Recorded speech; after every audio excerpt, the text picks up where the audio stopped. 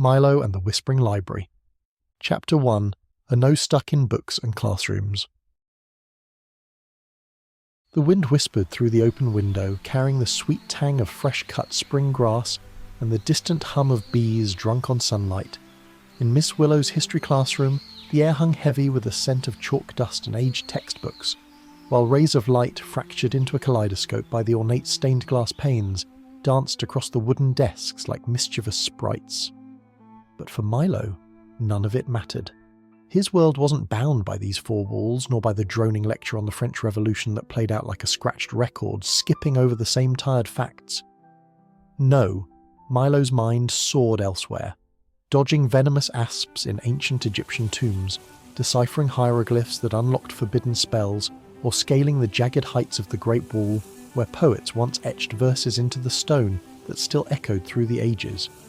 He wasn't like the other 12-year-olds in his class, the ones who chased soccer balls across muddy fields or traded shiny plastic monsters in the playground's shadowed corners.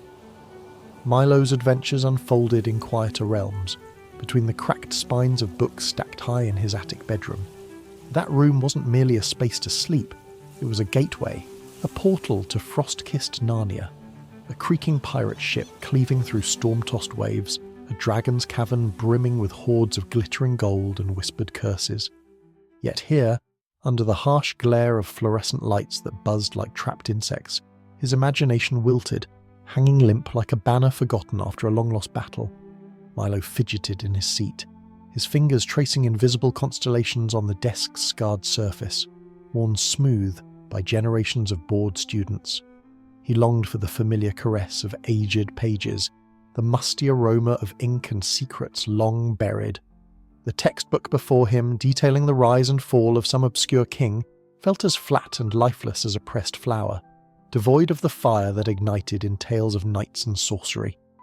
In his mind's eye, he reimagined Marie Antoinette not as a tragic queen beheaded by history's blade, but as a clever heroine, cloaked in shadows, guarding a hidden library where cherubs whispered forgotten lore and pastries materialized from thin air baked by enchantment alone. What if the revolution wasn't just guillotines and cries for liberty, but a quest to reclaim lost magic from tyrannical scribes? A soft rustle of papers pulled him back, and he blinked, realizing Miss Willow's sharp eyes had fixed on him. She was an eccentric figure, with hair like a wild cascade of autumn leaves and spectacles that perched on her nose like curious birds. Her gaze darted through the room, quick as a hummingbird flitting from bloom to bloom, seeking nectar in the form of engaged minds. When it landed on Milo, a spark of mischief ignited in her amethyst depths, and a grin spread across her face, crinkling the corners of her eyes like well-thumbed pages. "Mr. Bookworm," she boomed, her voice a surprising melody, rich and resonant for someone who could dissect ancient treaties with surgical precision. "Are you plotting your own revolution? Perhaps a coup against the tyranny of tedium itself?" Heat flooded Milo's cheeks, a blush blooming like ink spilled on parchment. He was caught, his daydream exposed like a hidden chapter torn from a forbidden volume. A ripple of giggles spread through the class, punctuated by snickers from the back row and eye rolls from those who saw him as the odd one out, the boy whose nose was perpetually buried in books rather than buried in games or gossip. He mumbled an apology, his words tumbling out in a rush, his unruly brown hair falling forward like a curtain to shield his face. Why did his thoughts always betray him here, in this realm of rigid facts and rote memorization? But Miss Willow wasn't one to let such a moment slip away. She tilted her head, her grin widening into something conspiratorial, as if she shared his secret disdain for the ordinary.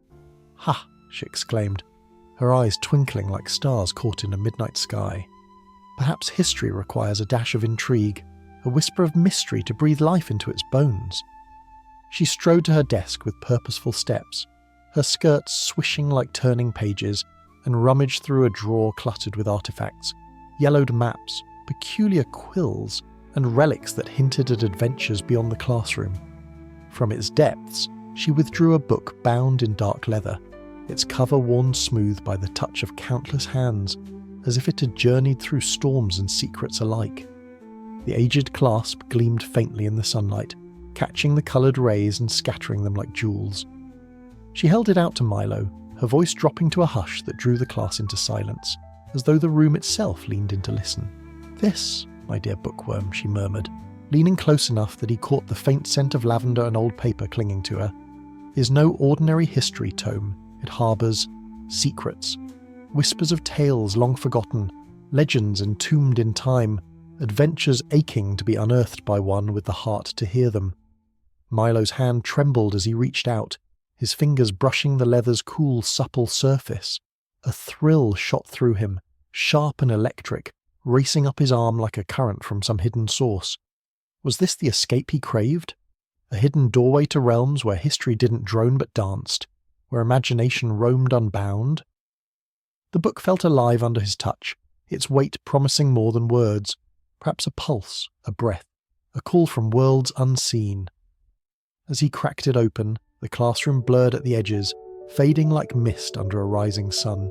The scent of ink and ancient parchment enveloped him, rich and intoxicating, mingling with the faint, earthy aroma of forgotten attics. Sunlight played across the worn pages, illuminating faded script that seemed to shift and whisper, beckoning him deeper. His heart quickened, a drumbeat echoing in his chest. What mysteries lay within these bindings? What voices might rise from the ink, urging him toward destinies untold? The bell rang then, a jarring clang that shattered the spell, pulling him back to the chatter of classmates packing bags and shuffling feet. But the book remained in his grasp, a tangible link to that fleeting enchantment. Miss Willow winked as she passed, her voice a soft aside meant only for him. "Guard it well, Milo. Some stories choose their readers." He nodded, clutching the tome to his chest as he slipped into the hallway's bustle. The wind outside tugged at his hair, carrying echoes of that whisper from the window. Freedom, adventure, secrets waiting to unfold. For the first time that day, Milo's steps felt lighter, his mind alight with possibility. What if this book wasn't just an escape, but an invitation? A key to unlock doors he never knew existed, leading him into shadows and wonders alike. As he walked home, the leather warmed against his skin, and he wondered, with a shiver of anticipation, what tales it might whisper when the world grew quiet.